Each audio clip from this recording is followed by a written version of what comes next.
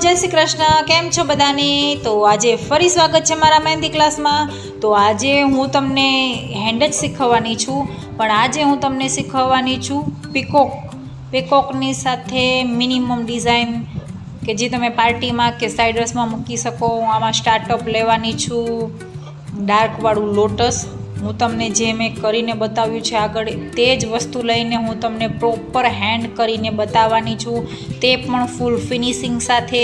अने कई मेथड करवी कई नहीं के जेनाथी तमारुं फिनिशिंग आवे। तो मारी साथे आमनाम ज बन्या रहो। तो कोई तमे कई जग्याए तमे मिस्टेक करो छो के तमारुं फिनिशिंग नथी आवतुं, तो तमने बधुं ज शीखवा मळशे। ते माटे प्लीज प्लीज मारी साथे बन्या रहो।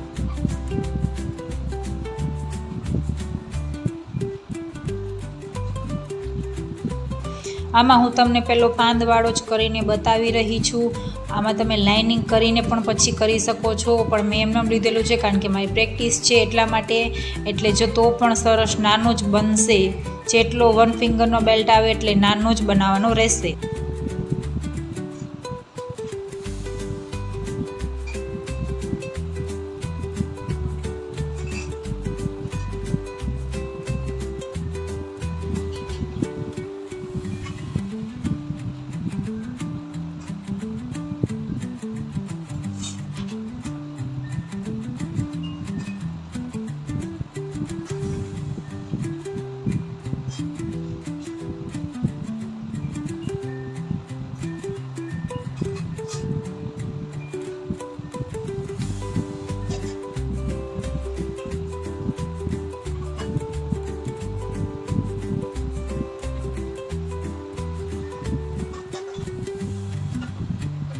મને થોડું સિમ્પલ લોટસ લાગતું હતું એટલે મેં તેની ફરતે કાપી દીધા છે લીવ્સમાં। પછી આપણે થોડી વાર પછી પાંદ આપશું કારણ કે તે હજી સુકાણી નથી।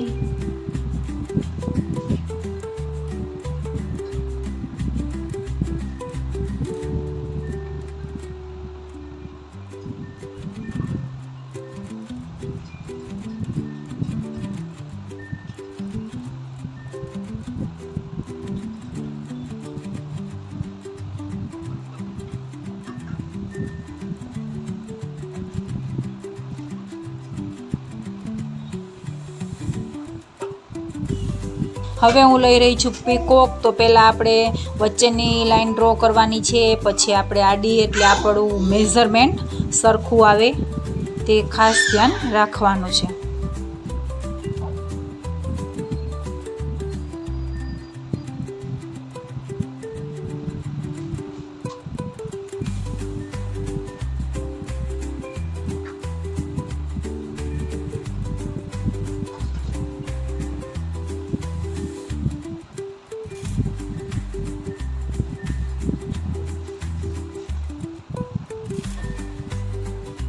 આછી લાઈન ડ્રો કરી અને પછી જ અંદરના ફેધર આપણે કરવાના છે, એટલે એનું મેઝરમેન્ટ સરખું આવે ને પ્રોપર ફિનિશિંગ વાળું દેખાય।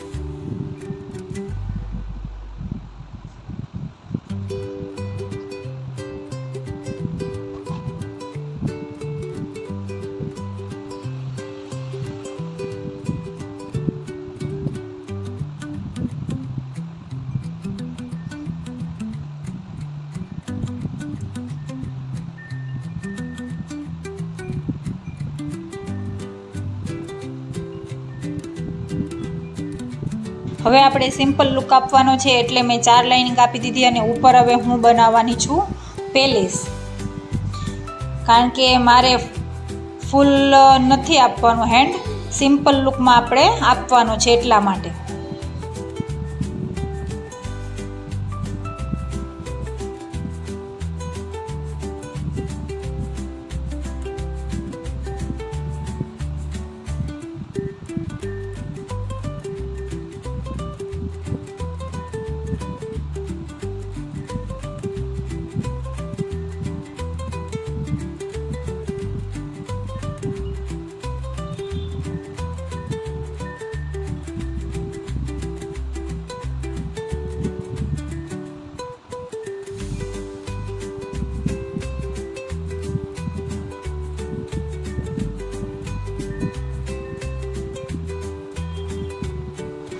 હજી તમારે આ હેન્ડને થોડોક વધારે ભરવું હોય તો તમે સાઈડમાં નાના નાના આ છે પેલેસ તે બનાવી શકો છો, કાં પછી તમે ટ્રી જેવું લઈ શકો છો.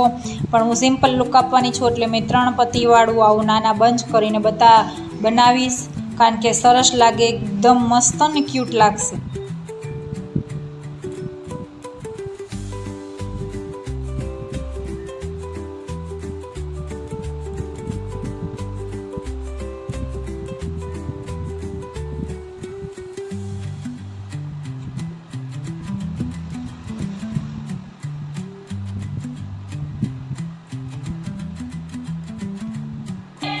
હવે આ લીવ્સમાં આપણે પત્તી કરીને હું તમને બતાવવાની છું, જોઈ લો. સુકાઈ ગયા પછી જ આપણે પત્તી કરવાની.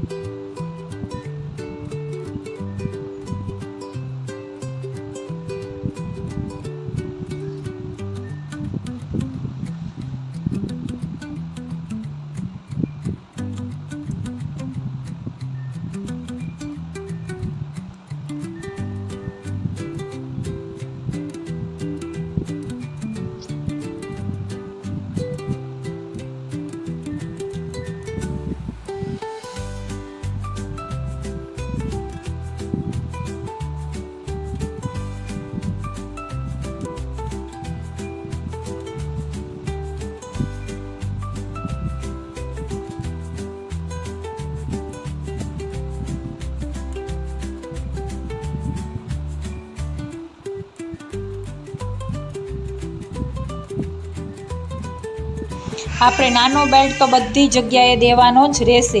અને પહેલાં આપણે ફેદરમાં ડાર્ક કરવાનું નથી. આપણે પહેલાં સાઈડની ડિઝાઇન ફિલઅપ કરી અને પછી જ આપણે ડાર્કવાળું લેવાનું છે.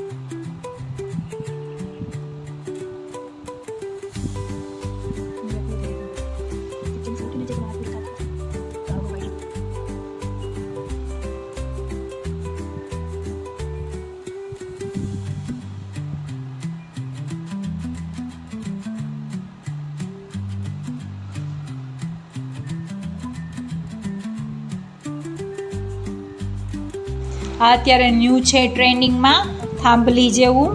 આને કઈ ડિઝાઇન કહેવાય તો મારા મગજમાં અત્યારે નથી, પણ આ એકદમ તમે નાના પણ લઈ શકો અને પ્રોપર રીતના લેવાના થશે મેઝરમેન્ટ સાથે નજીક એટલે એ મસ્ત લાગશે.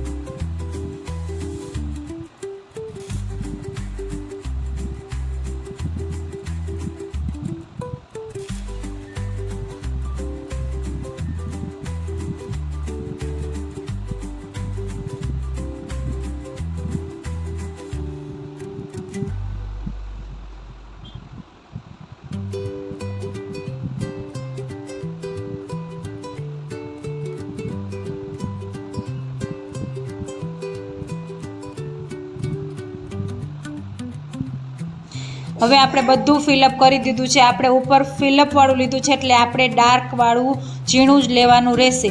મેં આ બેલ્ટ વચ્ચે એટલા માટે નાખ્યો કે મારે બહુ બધી જગ્યા વધતી હતી. જો તમારે જગ્યા ન વધતી હોય, હથેળી નાની હોય, તો તમે આ બેલ્ટ સ્કીપ પણ કરી શકો છો.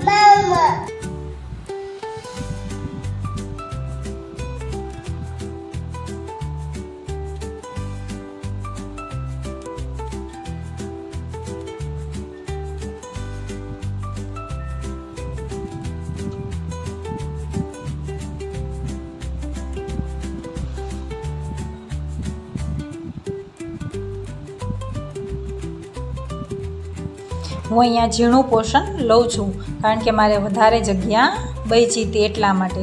એટલે ઉપર આપણે ડાર્ક લીધું છે, પછી અહીંયા આપણે લાઇટ લેશું. લાઇટ ડાર્કનું કોમ્બિનેશન હોવું જરૂરી છે, તો જ ફિનિશિંગ આવશે.